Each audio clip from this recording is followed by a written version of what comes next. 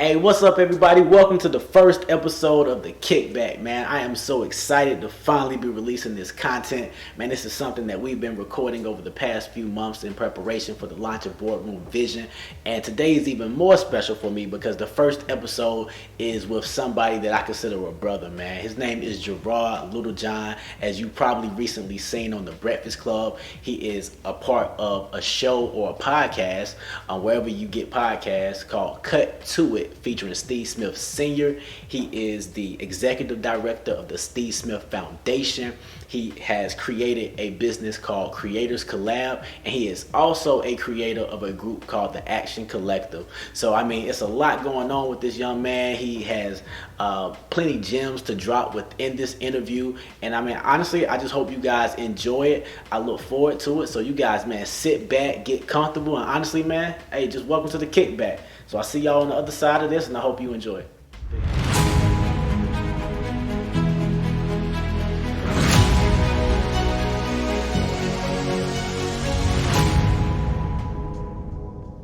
Hey, what's up, everybody? Welcome to our first episode of the Kickback, man. This is going to be a very, very special interview series of which I bring experts in, I bring friends in, I bring influential black men in to just have conversations. And sometimes the men may not even be black, right? Because we want to make sure that we're getting all different aspects and thoughts of diversity on this platform. But this is specifically for our men to see images of success, to hear their stories, to really just dig in and get some ideas of what people go through to get to the levels that they're at right now.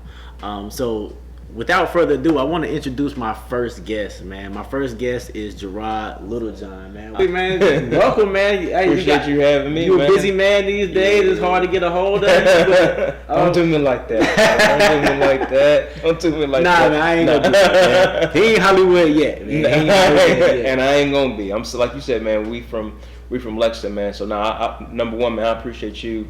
You really have no idea the impact that you and the rest of the fellas have had on my life, like all the things you just reeled off. For sure. Man, none of that happens if I don't have the support of friends and brothers, like y'all. So for me, man, like I have to thank you, and just, the same thing goes for you, the things that you've been able to attain, the things that you've been able to do, not just in the corporate world, but just the things you've been able to do, as a husband now, as a father, as a friend, as a brother, the influence you have across many people and giving back, man, so that's a testament to you too, man. Sure. So now I appreciate you having me, and I appreciate that we can just, man, kick back as yeah, two boys and we just gonna go wherever this conversation takes us, man. Absolutely, man. Because the idea around the kickback, man, is, I invite people into my home and we just kick back, have a real, candid, authentic conversation, and, just allow the camera to be a fly on the wall right now. So, I mean, I guess even with that being said, man, I kind of want to kick off here. Everything that you've obtained up to this point, all the success that you've seen, what do you think were some of the main motivators in that? Like, actually give us a background of you first, and then kind of what pushed that ambition. Yeah, I mean, you introduced it. Grew up in Lexington with you. I was actually born here in Charlotte, but grew up in Lexington.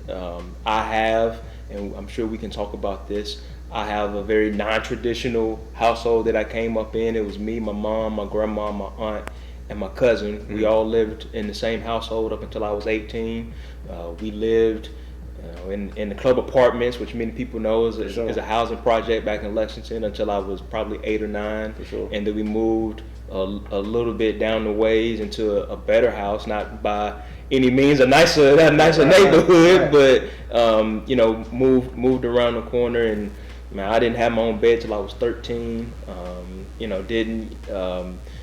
Was not born with the spoils of life. It's just basically how we grew up, right? That's just how we grew up. So that's me. Really, from the time I was born until the time I graduated high school, I've just always had people behind me who believed in me. For sure. Always had people who pushed me to do better. I was never a product of the environment that we were around, that we grew up around. I always had, whether it's my grandma, whether it's my aunt, or whether it's my mom, just always being on me and staying on me.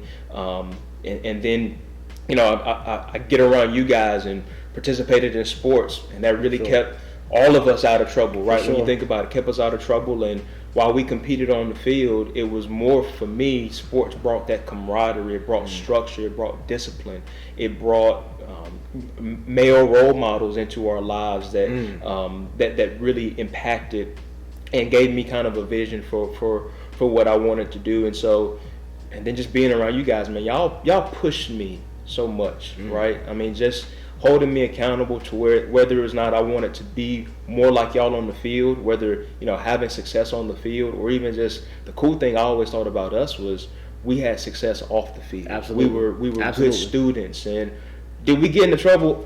For sure. Like we got in a lot of trouble, but at the same time, like we weren't bad kids, right? So we had so many people. When you think about that whole, it takes a village to raise a child. That was us. Like, you talked about we were college roommates. I remember my mom linking with your dad, and they buy us groceries that one day because we have nothing in our room. So like that's literally, like, when I think about it takes a village to raise a child, that's it. So that's my backstory, kind of personally, right? So just kind of growing up in Lexington. I left Lexington when I was 18 to go to UNC Charlotte, as we're talking about. 49er Shout out yes, 49ers, right? It's a whole lot different now than what it is than when we was there, like football. I know we didn't get this. All this stuff that they got now. We paid for all that too, by the way. Right. I want some type of kickback for that. Y'all be calling me now as the alumni stuff. I'll put something on it. For sure. But no, I went to UNC Charlotte, and at first had aspirations of being a computer science major. Quickly realized my freshman year that was not going to happen. Right. So I had failed calculus, had a D in statistics, had an incomplete in another class.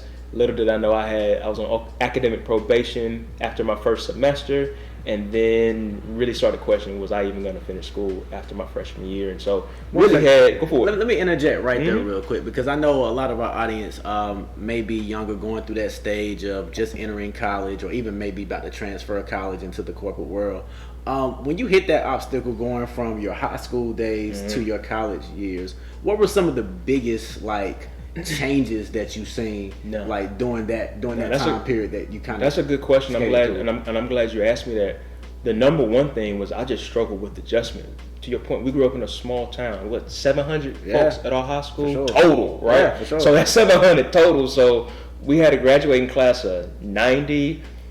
I knew y'all, and y'all were my friends, and still are my friends. Like y'all are my close circle of friends. So going from Lexington to where, let's just be real, everybody know you. Yep. And everybody knew us, and that's just how it was, to all of a sudden going to Charlotte, the biggest city in the state. Yeah. One of the largest, people don't realize, UNC Charlotte is one of the largest campuses, college campuses in the state, right? So you go to a college campus of 20,000 plus, and I just struggled transitioning because I didn't know how to make friends. I didn't need to make friends.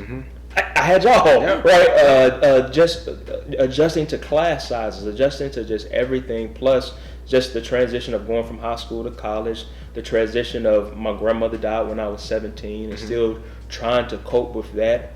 It was tough, and so that freshman year for me was very tough to just get adjusted to what life looked like. And so I really struggled, and if I'm being transparent, that's what we're gonna do. We're gonna kick back. Like, I struggled with depression. I struggled with, like, am I supposed to be doing this? Am I in the right place? And so struggled with that freshman year. Finally kind of got my bearings up under me. You come the following year, and we start rooming together, and that really started to help because, and I've told you this many different times, but for you to be in the same room beside me, to be able to see you, all right, man, this dude cracking open his book, man, I really don't want to, but let me go ahead and do it. And that's what I was missing, because we had that growing up in high school, to where whether it's you or Corey or Sid or Sean or whoever else, I ain't trying to leave nobody out of Fats or anyone else. Absolutely. Like, I would always have that, to where those guys would push me, y'all cats would push me, and then to not have that anymore and be down there kind of on the island, I didn't have that. So when that came back around, it kind of pushed my trajectory back. So to me, it sounds as if what kind of helped you get through that process is finding some form of accountability again, either it being in mentors and friends and your vision allowing you to apply that discipline again. It's just, having that level of accountability is still important, right? It was accountability, number one, and then I would say two other things happened. One thing that happened is I sought therapy. I started and I still do that now. Very important. At 35, I still do therapy. Yeah, yep. I don't do it probably as much as I'd like to, and we were texting about this a few days ago. Yep. I don't do it as much as I'd like to, but I still make sure that I have check-in. So that started. Now it was more knee-jerk reaction back then because I was going through something, but that started when I was 18, 19. For sure. Going to get therapy. So that happened, and then, which probably preludes us to something else, is when I really kind of started digging into my faith and really attaching myself, knowing that I was at the end of my own personal rope, but that's the beginning of God's rope, right? And I can tap into His strength. And so that's when I really started digging into, all right, well, my grandma gave me this Bible to put in my drawer, and I had never touched it until I had basically hit rock bottom. And so that's when I finally kind of started tapping into that. That's good. And so those two things combined is really, those two things, and then, you know, you attending UNC Charlotte and other, you know, friends, Sean, other people started coming around. Crump was down yes, as well. People started coming, and that's really what got me out of that. So, because I grew up around church, but I didn't grow up in church, if that makes sense. Like I was fully aware of church, but my personal household was not a go to church every Sunday. Like we had morals. We wouldn't we couldn't come and just cuss in my house and nothing like that. Right. But we just weren't the church going family or household. That just wasn't how we operated. So it wasn't until well into college when I started going to church and started doing that. And later in life. That because when it comes to faith, like my journey in faith is similar but a little different. But the authenticity of it always comes from a genuine one, right? Because I grew up in church. I was like, my dad made us go all day on Sunday. I would have to follow him on Wednesdays every now and then. And just so on and so forth. And so I ended up hating church for a long time because it was just taking up all my time. I didn't want to be there. But when you get older, you realize how important it really is. But you have to go through that very pressing moment. Or I know I had to. Some people don't, but I had to as well go through that pressing moment. Yeah, you gotta have to. It's like, you know, what is it like? Oil has to go through. It has to be pressing process, right? Absolutely. So you have to go through something. You have to be refined. You have to go through some stuff. And for me, that was. And trust me, I had plenty of other stuff that happened in high school, right, or even before then. So plenty of stuff happened in my life or in my youth, but you don't realize the trauma that comes from that. And then two, when you do have trauma, you don't realize how to respond to it. You have to have, and for a lot of people, their response to trauma can be drugs, it can be alcohol, it can be sex, it can be whatever the case may be. I was all the above. That's my trauma. You going there? I'm just saying. We're gonna keep it a bean. I mean, we keep it in the Hey, this is. So that's and yeah. But it can be a lot of different things that can lead you down wrong roads. And I'm not knocking any of those because, to your point, I mean, I've been susceptible to all of the above plus more, and it's just it's definitely it was a refining process for me. Like that was a really good metaphor. That was my refining process to where, all right, this might be the bottom, but I don't want to stay at the bottom. I want to bounce back up, and all those things combined just kind of set me on a trajectory. And so kind of, I guess, parlaying into professional wise, my junior year, then I was able to go get an internship. I remember that. And I started looking at other internships, and I had a really good advisor at the time. I switched my major to communications and public relations, and so I had a really good advisor. And she's like, "Hey, here's a list of all the different places that I can help you get an internship to." And I'm like, "All right, cool." It was like Power 98, the local hip hop station here in Charlotte, which would have been a dope one too. Yeah, it was.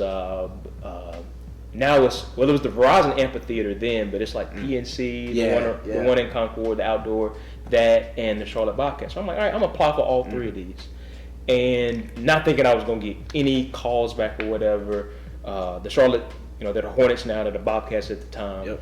They call me in and ask me to do an interview. I do that.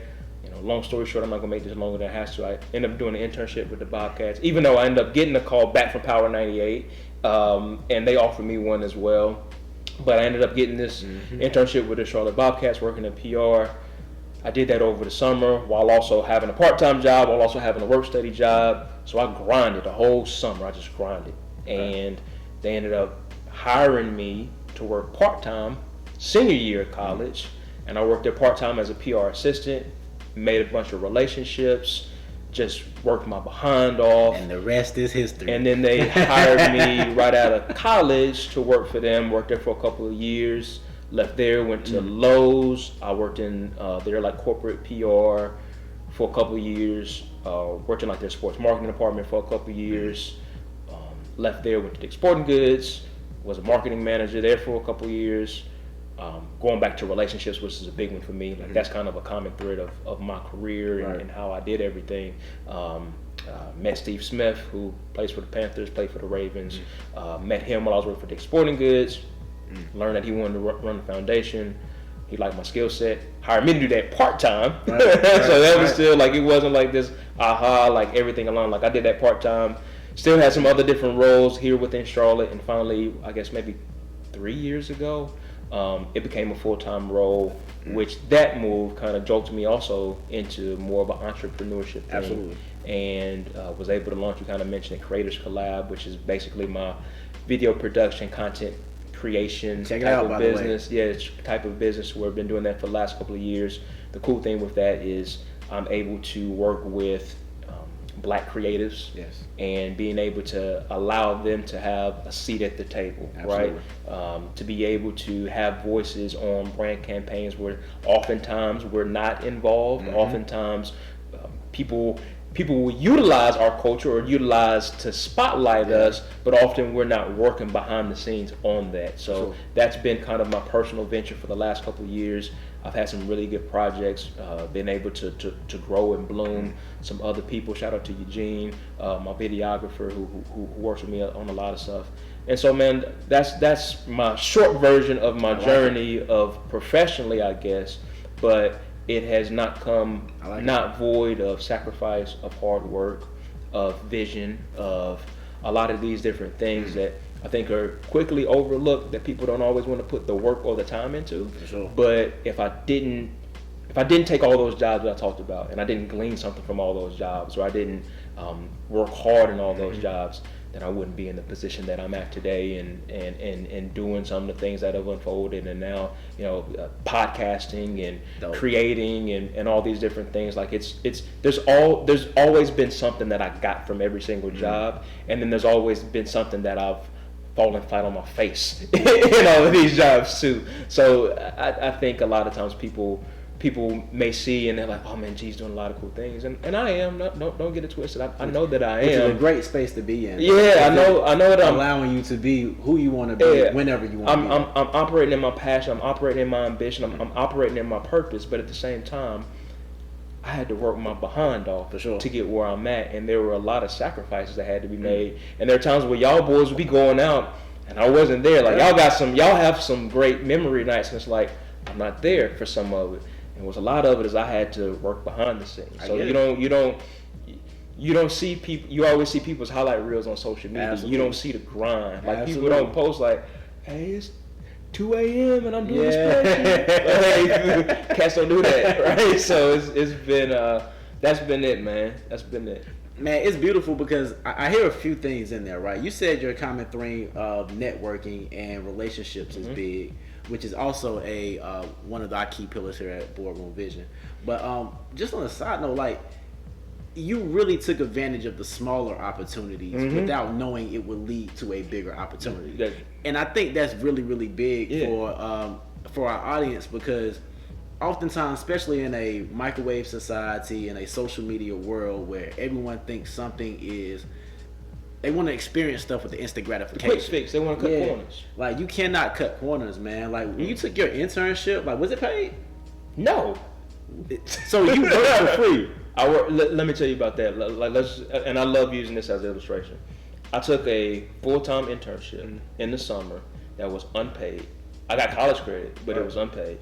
I was also, because I had to work a part-time job. So my mom got me a job at the Marriott uptown. So I was working part-time for the Marriott, and I had to work on campus. I had a work-study job, which basically they pay you, but it's part of my overall financial aid package because brother like me didn't get no scholarship, so I was on grants and all that stuff. So brother like me didn't have it, so that was part of my financial aid package, was to have a work-study job. So I was working in the Office of Institutional Research, I think, was my work-study job.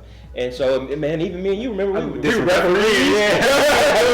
We were referees for internet sports and basketball. I'm not taking it way too serious. I remember one time we were having a conversation like, hey, you know, referees in the NBA get paid like $100,000. I'm like, hey, man, I might be able to go full time. Yeah, we went down a rabbit hole that one day. But no, I mean that's what it was, right? So that's what I did, and there would be times, if I can tell the story, there would be times where I would have to either go in early to my internship and leave early because I needed to go to work, or I would come in late sometimes, and it really honestly used to mess with me because I'm like, all right, there were interns from, like, there was one cat from Auburn, it was cats from UNC Chapel Hill, it was people from New York, so it was a very competitive internship program. And so here I am having to leave early sometimes. They'd have like intern lunches and I couldn't go because I got work. Like I literally have to work. And I just really got concerned. There was a guy who's still a mentor to this day, BJ Evans, who was the PR manager, one of the only black male PR people that was in the NBA at the time. Really took me under his wing. Whenever I got a chance to hang out with him, I would. He would always invest in me. And so at the end of my internship, I'm like, hey, I know I really wasn't around like I wanted to be around. I know I had to sacrifice a lot. And I was like, man, I've already talked to my advisor. She said I could do another internship in the fall to get more college credit. Are you cool with that? His response, I'll never forget it to this day. He was like, why would I give you an internship when I can hire you and I can pay you? And I'm like, for real? He's like, yeah, you worked your butt off. I'll pay you. So my senior year, when I worked for the Bobcats, I was just doing that. I stopped working at my part-time job, and I was just doing that on game nights.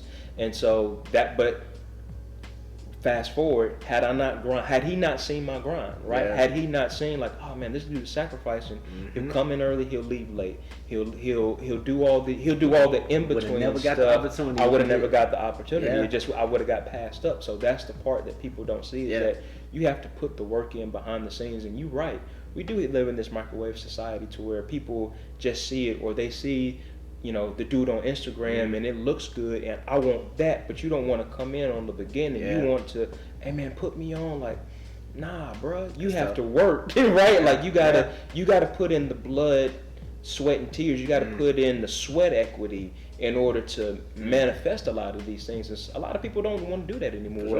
And I do think that's why certain people, I think certain people struggle, whether it's on the entrepreneurship journey or whether it is on, their careers or whatever it is that they aspire to do. I think a lot of people struggle because they automatically see people at the end result and they see people posting and they see that part, and I want this part, but you're not willing to start all the way back here with the unpaid internship, right? So you got to start back here. You can't just walk in on the VP of whatever else it is. You got to start from back here. And I think oftentimes, right, in our culture, what we tend to do is want the end result and not look at the passion behind it. Yeah. And one of the key pillars of, that we focus on is finding your passion, finding your ambition, what drives you. Because if it's really in your heart and God put it there, you'll do it for free. Oh, for sure. Like, money would not be an issue. Right. And once you fine tune it, you'll find ways to get paid for it, man. Yeah. Like, and that's really one of the things we're really just trying to push forth with this Boardroom Vision is identify your purpose first. Like vision, money, all that stuff that comes. Like getting money is the easy part. Keeping it is harder. But like get your vision and your purpose right first, and I promise everything will always come. Yeah. Like, man, this is good stuff, man. This is good stuff. I want to take a step back for a second because you said something, and I took a quick note in my head. To the Creators Collab, one of your main purposes there is to ensure that our people have a seat at the table. Yeah. Can you talk about that a little bit more? So throughout my professional journey, like I've always been on the communications, marketing, broadcast. Like I've always lived in this world, so I've always either had to organize a photo shoot or a video shoot or working on a commercial or a brand campaign or anything of the above, which often would utilize whether it's videographers, whether it's messaging professionals, communicators, designers, anything like that. Right. And there are more than a handful of opportunities that I could point to where I'm like, all right, one, I'm the only black person in the room. Yes. And then two, the talent or whatever it is that we're covering happens to be someone who's black or of color, or even just a woman, because that's a big one for me too. It's not just people of color as well. It's also I want to spotlight women. You want to make sure the voice is diverse. I want to make sure minorities overall are represented. So Asian, whatever the case may be.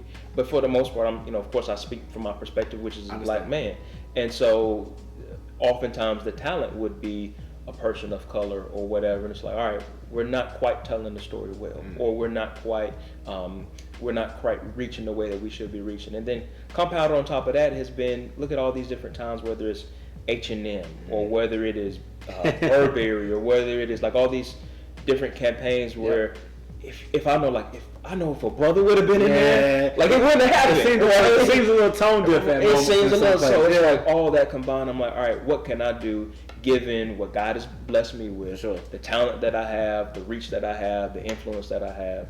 And so it was basically a pivot. And so I had been doing like PR and stuff just kind of on the side of kind of people reached out to me, or nonprofits or individuals or whatever. So I had done that a little bit, but then just given also the third thing would be just given how we consume information now, how creators are at the center right now, how it is messaging now is mainly through your own channels. For sure. It is through, think about Nike. Like Nike messages through their own channels. Everything is direct to consumer. Everything is direct to consumer. If it's not, it will be going there. Yeah, so where I was kind of working before, or when I did work in PR from a corporate level, it was, all right, let's pitch USA Today, or let's pitch I don't know, ESPN, whatever the case may be, to get our message out. Well, you put your own message out now. So for me, it was more so of a shift of all of those things, and how can I kind of bring them forward to align. And so that's when I made that pivot maybe about 2 years ago. Nice. And I've been able to do things for a beer festival here in Charlotte that was at the Panther Stadium. I've been able to do stuff for black-owned businesses. I've been able to do stuff for I'm missing on a few things, but there's been so many opportunities I've been able to do and help, tap in, recreate messaging, storytell from a visual perspective, and so it's just big for me. But overall, the mission is greater than the work. For sure. I guess because I know how important it is for me to have a seat at the table. I know. All right. So as we talk about even the idea of what we're doing for the movement, right? Because everyone's looking to try to find their place. I know you're working on something specific, Action Collective. Can you tell us a little bit more about what that initiative is? So basically, after George Floyd, Ahmaud Arbery, Breonna Taylor, now Jacob Blake, but after specifically George Floyd, then just being at home, quarantine, like what can I do? I'd mentioned that it's not necessarily, I'm not out protesting. Right? I've got a 1-year-old son, 6-year-old daughter, I got a wife. So for me, I didn't feel like that was the safest thing to do. And I think there's some times where protests do sometimes go left, and I do question, how effective am I going to be if I'm just yelling in a police officer's face? Sure. So maybe that's not necessarily for me, but I can do same with Creators Collab, same that I've done with the Work With Foundation, whatever the case may be. I can work within what God has blessed me with and utilize both sides. If I'm being honest, I have a bunch of white people that I'm cool with, that I'm friends with, that I've met along the journey, whether they've been a coworker, whether they've been someone that I've done work with, or whatever that case may be. I've been able to just basically have different people that I have reached to. We're from Lexington, so I got so many people from Lexington, so many just people that I just know overall. For sure. And so for me, it was, how can I bridge everything together, and how can I start, again, having a seat at the table and creating a table for everybody to see, and for people who may not understand the voice or the frustration of being a black man right now. Yes. For them to understand, and then for us to learn more of a different perspective as well. I feel like we're only going to generate change once people who aren't experienced in the injustice, when it becomes important to them, absolutely, that's when we're going to start having change. So we're definitely going to need allies. Absolutely. For me, how can I create something to where we can build allyship, where we can continue conversations? And so that's where kind of Action Collective was born. If I'm being real, it's nothing that is organized. I don't have a 501c3 for it. It was literally, all right, God, what can I do? For sure. Use me for something. And it's a passion project. I was seeing so many people that said, whether it was on the white side, that I don't know what to say, I don't know what to do. And then I would just knew my own frustration that I was struggling with. Being transparent, I was angry for a really long time. And I still am. I was angry for, like, here we go again. The same injustice. People don't hear our voices. So how can I combine all that together? And that's where it was born, to where, all right, everyone's getting together on Zooms anyway. Everybody is coming together, whether it's for conference calls anyway. How can I take that same thing and put it in this fashion, right? So whether it was people from my church, whether it was, like I said, people that I work with, whether it was, you came along, some of the fellas, and just kind of have it to where, let's just talk. For sure. And I even struggle with that part of it, to where I'm done talking, to be real with you. Sure. I'm tired of having panels and all that. But where God had to work on me was, some people just don't know where to start. For sure. I mean, you've lived it for 34, 35 years, so you know the issue. We got to catch some people up, and then we have to present different perspectives for different people. For sure. So that turned into just conversations within the last couple of weeks, has slowly turned into, how do we get people registered to vote? Absolutely. How do we bring the awareness of voting? And now with so much misinformation about ballots, and how do we just begin to feed information to the masses? Absolutely. So shout out to Share Charlotte. It's a nonprofit here in Charlotte. Absolutely. They've been on these calls, and then they've created just kind of some messaging for us to use, and just being able to share that information on social media, so that people understand, all right, here's when I need to actually, if I'm going to mail in something, here's when it's due, here's when here's the voting precincts, like all that information, which is critical because people don't know that stuff. You can definitely check that out on our Instagram page. Yeah. Share Charlotte will be definitely dispersing of some of the information they put together. Like, it is very vital for a time such as now. Like, again, I don't advocate for who you should vote for or how you should vote. I don't care. But you gotta vote. You have to place your ballot in, right? Right now is a very pivotal moment in not only Black history but American history. And we just really have to be proactive with the voice that our ancestors have worked so hard for us to have. If your vote didn't matter, then you wouldn't have so many people that are trying to suppress it. I agree. There's so much, again, misinformation. There's so much out there that if that's how important that it is. I agree. So you've got to understand how important getting that vote out is, and that's just me doing my part. For sure. In doing that. Even part of, if you ask me about Action Collective, like I feel like it's been so disorganized and it hasn't been exactly, and I didn't even know what I thought it was going to be. But it's, for some, as long as it saves one person or someone's like, all right, I need to vote because G and Ben have been talking about it, then it was worth it. So that was just really me just being obedient, which is something that in 2020 I'm trying to be more aware of, is being obedient to when God speaks, when He says for me to do something. That's really a word that I'm paying attention to in 2020 is obedience. For sure. And I've been on a lot of the calls. I definitely think it has definitely provided a lot of context to our white counterparts, right? One conversation specifically comes to mind when I was speaking and really just challenging our white counterparties to find Black spaces sometimes, right? Because so many times we have to acclimate to a white space, but they've never had to live in a space where they come to an all Black environment and have to take on that posture. And one of the gentlemen was like, man, I think about it now, and I've never really had to. So it's changing narratives, and it's also how quickly we all have sometimes isolated narratives too, where we only have seen one side, and you gotta, not saying you have to agree with another side, but figuring out what that other side is, so where you can make. I wish everyone made the most conscious decision, but we don't on either side. And to your point, it's not a it's not a liberal thing, or conservative thing, or Republican thing, or Democratic thing. If you know anything about me, and with none of that. But it is about how do we all collectively use our voices, and how do we collectively impact change, hence Action Collective.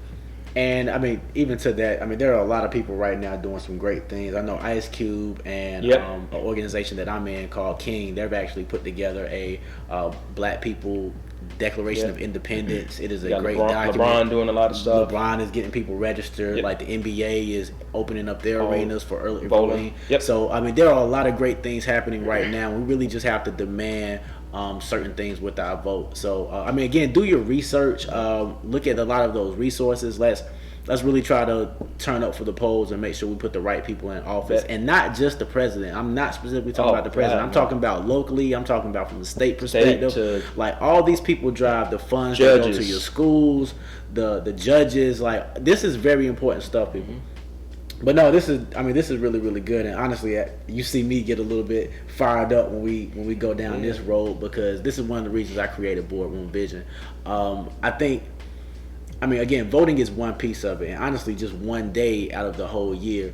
But I want to be a resource for the next 364 days for men specifically, but Black men, to know what kind of information they can get their hands on to improve their life, either it being from an entrepreneurial standpoint, or they want to go into a new corporate position, whatever the case may be. Just providing men with tools to obtain their goals. And it's not to cut you off, and I know we got other stuff that we'll talk about, but it's also how do we reclaim the power that we already have, right? Absolutely. If we're being hunted in a sense, how do we take that, twist it, and then push it back out? And we can do that by voting. Right? We collectively we can vote. We can change things.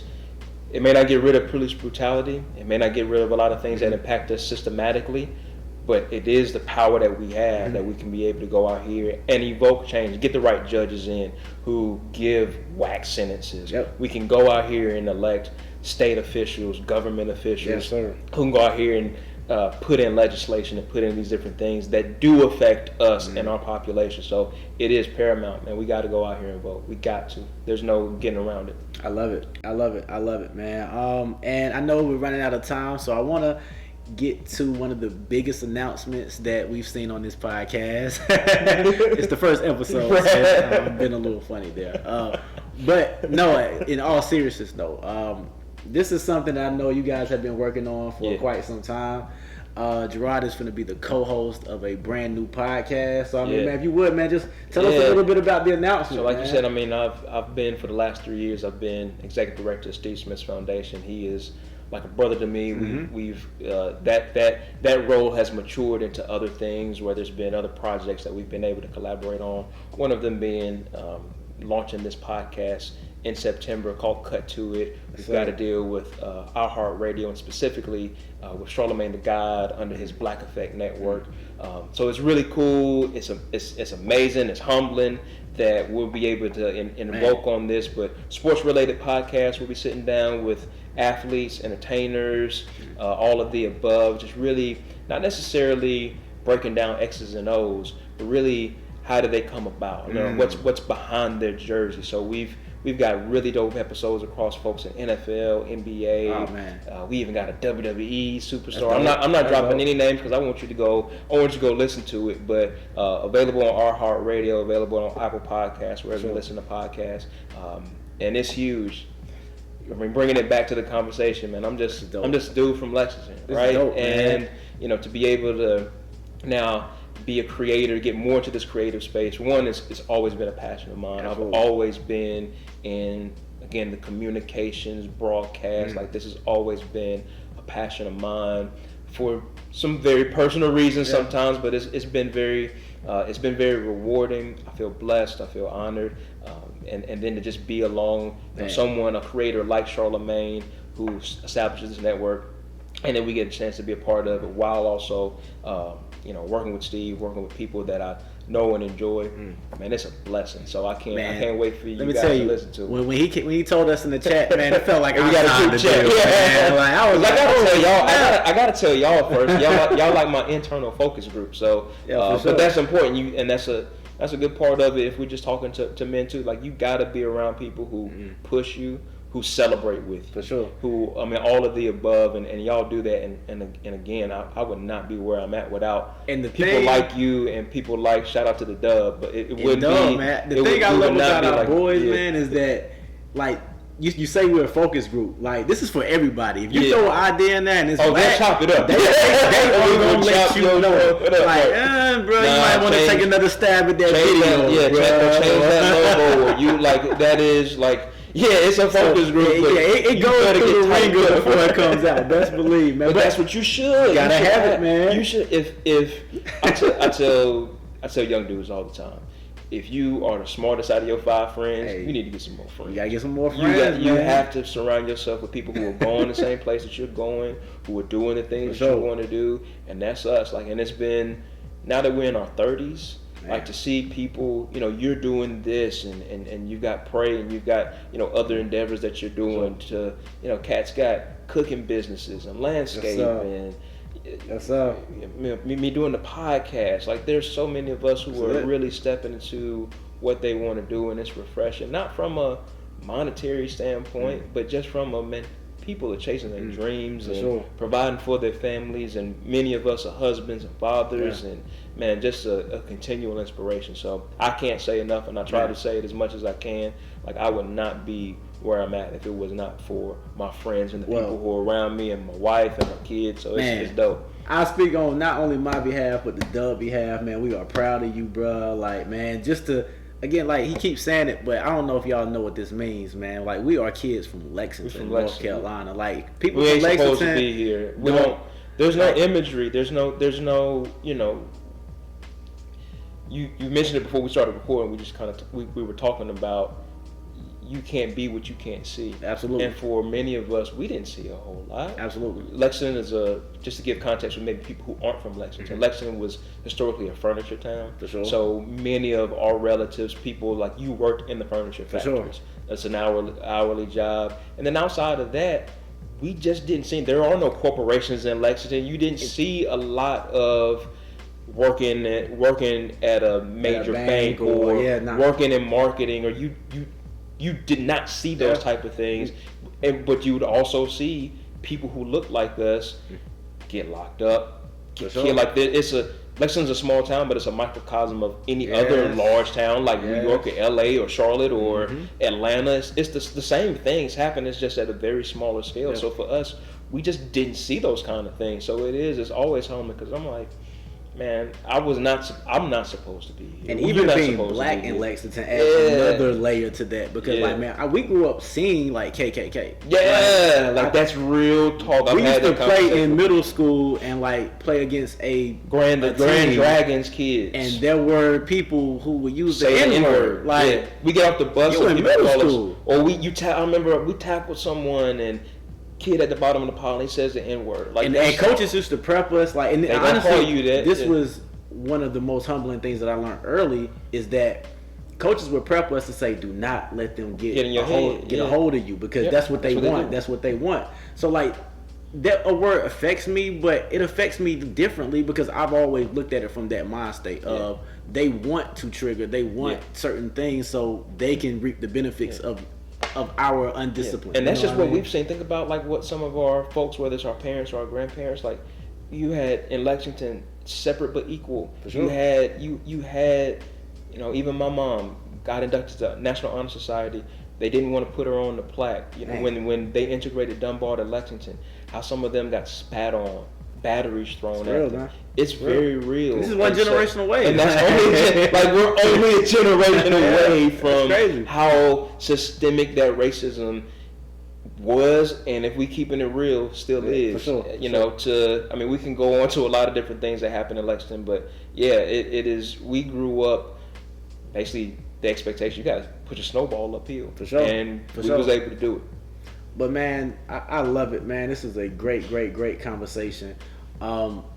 Because like, to see your success, man, like, we grew up playing sports, but to obtain the level that you're at, it's outside of what we become accustomed to. You know what I mean? Yeah. In our community, it's usually you're an entertainer, Yep. or you play ball, Yep. or a drug dealer. Yep. And these are like the three ways out of your current situation, Yep. man. So I think your story can hit on so many different levels because it opens up and it shows like, hey, it's different levels of success, and it looks a lot of different ways. You know what I mean? Different. Like, you're looking at a guy that majored in communications, a guy that majored in finance, and we approach life two different ways. But I think we have grown to be respectable, stand up black men who intentionally try to lead our families in the right way, man. And that's what we want to be about here at Boardroom Vision. We want to celebrate that. So, bro, man, we celebrate you, man. Appreciate it, like, man. salute. I know when we were growing up, it was kind of difficult to celebrate dudes because they will always say, "Oh, you riding someone's jock," or da da da da da. But like, I'm so glad we're getting past that. You know what I mean? Like, nowadays, like, especially in 2020, man, with so many things happening, so many people passing early, man. Like, we give roses, man, while people can smell them. And like, man, my bro, I appreciate you, man. Appreciate you. Seriously. For real, man. Oh, Thank absolutely. you for this interview. Absolutely. And hey, man, stay tuned in for the next interview. Gerard, you got any closing words? Anything you want to partake on the people? I mean, no, it's just, you know, I live my life to where I've been able to do a lot of stuff. I've been able to attain a lot. Success for me isn't an amount of money. It's not a house. It's not a car. It's not any of that stuff. Success for me is, am I operating in my purpose? Sure. Am I inspiring others? Am I utilizing my platform to inspire others and motivate others? And am I breaking generational curses within my family? I'm doing those three things, and so I'm living well beyond what I ever intended. I'm doing things that I would have never ever. That goes beyond what I even prayed for, because I didn't know to pray for anything like this. Sure. So it's a testament to that, and it's a testament to God. And man, I appreciate you doing this, and I appreciate you having me, and I appreciate the friendship and bond that we have. So I appreciate that, man. For sure, man. The word always tells us, man, that God would do exceedingly and abundantly above what we can think or imagine, man. That verse always hit home to me because if no matter what we think, He can exceed that. Right. You know what I mean? Right. And this man right here is living proof, man. So just to end real quick, I know I hope this don't cut us off, but I gotta ask him, you know, at the end of every episode, I want to do a top 7. The top 7 is just a quick question that you need to provide your top 7 on. It coincides with us having our top 7 pillars of focus, but we always want to just lighten the mood with something here. So I gotta ask him, who are your favorite top 7 rappers? Not best, not your all-time. Like, who do you like most from the rap game that are your top 7? There's not a lot that I prep for. Like, I can wing a lot of stuff. I can wing a lot of stuff. But I had to prepare for that. For sure. These are my 7. So someone probably gonna completely glean over everything else that I said, and they gonna talk about my list of my rappers. But we always that's gonna be the headline. Like, oh man, you look whack. I don't care, it's my list, bro. So we've always debated rap like that's just us. Like, we're hip hop heads. So we've always done that, whether we were roommates or whatever. But so my top 7, I've got Jay-Z as number 1, and this is in some sort of an order, right? So this is some sort of order. So Jay-Z's number 1. I've got Notorious B.I.G. number 2. Okay. I've got Nas number 3. Okay. I got Tupac at number 4. Yeah, I got Tupac. I mean, I feel like he was really influential. All right, I can give you that. So that's my number 4. I'm not mad at any of these so far. Here's where I can already feel you gonna have something to say, but I don't really care. Number 5, I got J. Cole. See, I knew it.